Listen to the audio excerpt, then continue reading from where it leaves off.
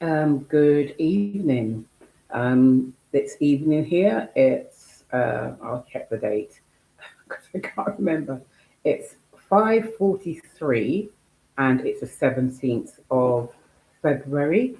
And I decided to come over to YouTube to do my lives um, because I think it's might be a better place for me to do the subject that I am doing.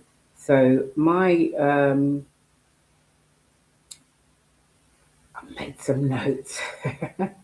um, I'd like to kind of do one live maybe per week on YouTube, just to kind of show people my progress about what I do. So my name's Erica.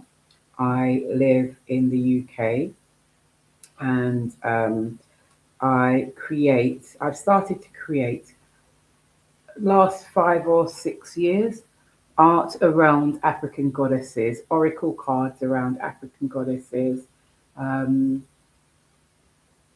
kind of rituals and ceremonies around African goddesses. I'm not into any specific spiritual path of worship.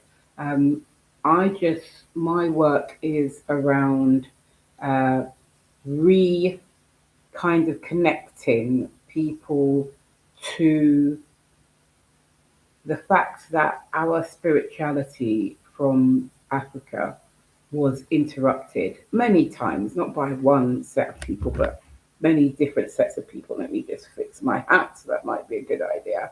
Many different sets of people, invaders, which were mainly religious invaders that took spirituality and turned it into religion and doctrination and stuff like that. And then, of course, there was colonization. And with colonization, it meant that um, the bond that we had with spirituality was broken. It actually was made to be evil, you know, and many people most probably will criticize this and say, oh, you know, you're talking a whole load of rubbish. This is witchcraft and stuff. And to be honest with you, I don't see any negativity in that. People are allowed to say what they want to say. But what my work is about is kind of reimagining if there wasn't a break through colonization and invasions and a sweep of religious doctrinations and religious teachings, what would the female look like in African spirituality? Um, and so,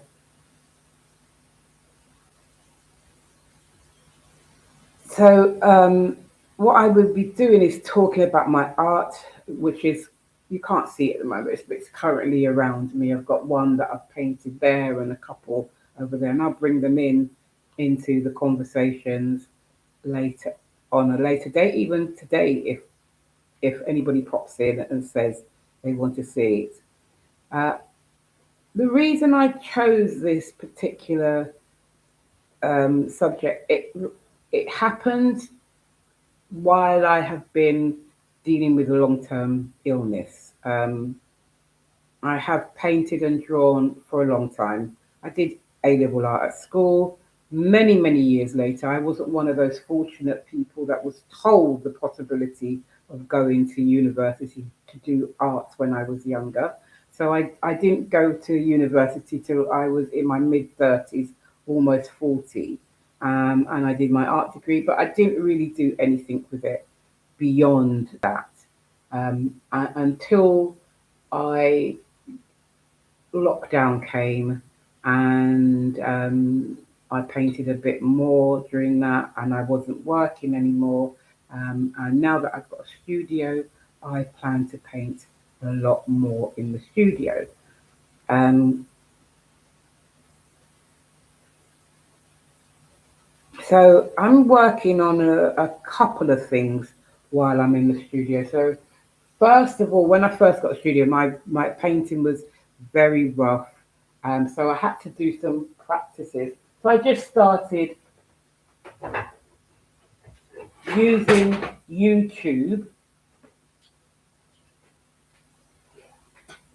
to create some pieces of art, watching some tutorials.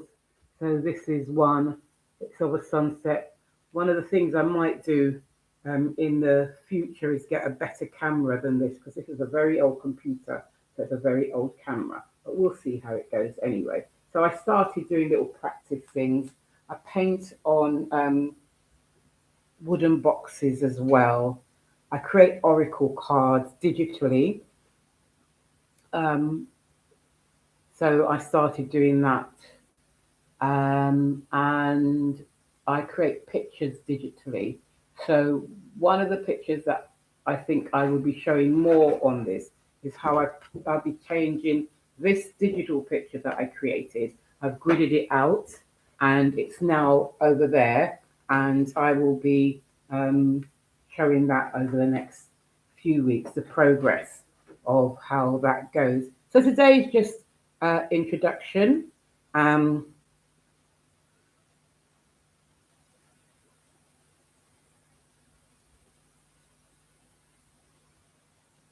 So my work, it really is, yes, is really is about reimagining the African goddesses as they might have existed uninterrupted by colonial and religious influences.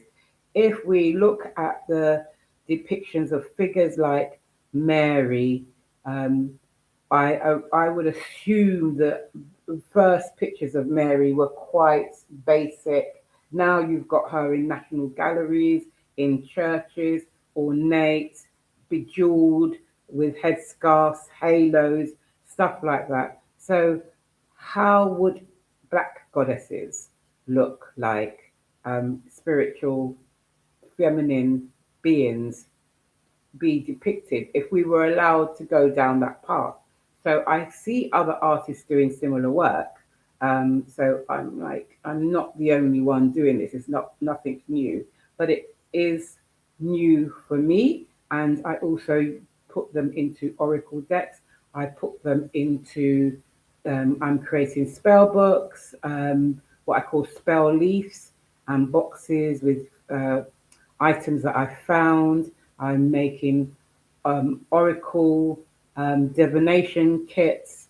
I've had an not interview, I've had an exhibition this year, part of 22 artists that was in St. Leonard's, called Votive, a Reimagining, I think it was called.